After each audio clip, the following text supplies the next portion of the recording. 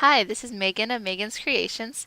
This week I'm doing a second part of Grungy papers, just showing you a couple more things. For example, I have this paper I did in my recent kit, Love Yourself, and I just thought I'd show you how to do that.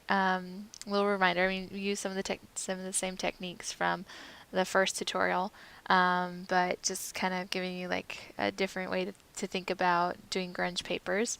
And so it is a texture from Sugar Plum Paperie. I really love her textures, and these painted chevrons were so much fun. And so if we try to just do one color with this overlay, let me show you. Made a layer from the background so we can play with this. And then let's make it a little brighter like that. And if we try to just do overlay, it looks okay. To me, that doesn't quite look like painted on there, because it's the same shade. So what I did was went to our select. So let's go back to normal settings and go to select and color range. And let's pick the highlights. You see the highlights gets all of the painted textures. So click OK. And we're going to copy. I'm hitting Control C and then Control V to paste the highlighted areas on a layer all by themselves. And so then we're going to duplicate this because we need to clip our color. Let's do like a fun yellow, maybe golden color. We need to clip that to the area, but also give it that texture. So I'm going to go to Image, Adjustments, Levels. I don't know if you guys have ever seen me do this, but we want to go into the Levels menu and move the middle slider into the middle of the peak. That helps it stay true as close as possible to the color that we're doing the blending mode on top of. And so we do that, and then we can do Overlay. You see it keeps that painted texture to it now. And then we can we can clip this to that. And then we can just do overlay on this so that the rest of it's orange. Okay, and so that's a way of doing like selective recoloring with these grunge papers.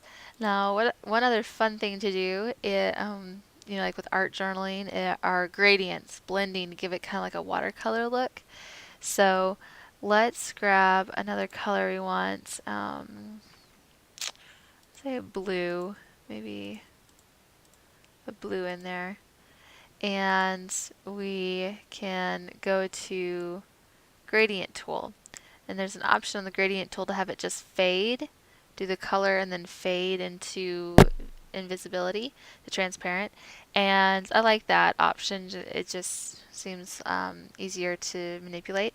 So now I just want it to come from the edges of the paper. So I created a new layer, and I'm going to click on the cursor and drag it out. How far you drag it out is how far the color is going to be before it starts blending, disappearing. And so you can see that just created a blend mode there of a little bit of blue, and you can play around with it and maybe add some other colors too, just to give it that kind of crazy painted look that you get with art journaling pages. Let's see, let's do that. And you just play around with the colors. So that was just some new stuff I wanted to show you with making grunge papers, is adding in the gradients with it, and then just using the highlighted areas or the midtones and selecting those from a texture and just using it on top of the same texture to get a multicolored page. So I hope you found that interesting and helpful, and we'll see you next time.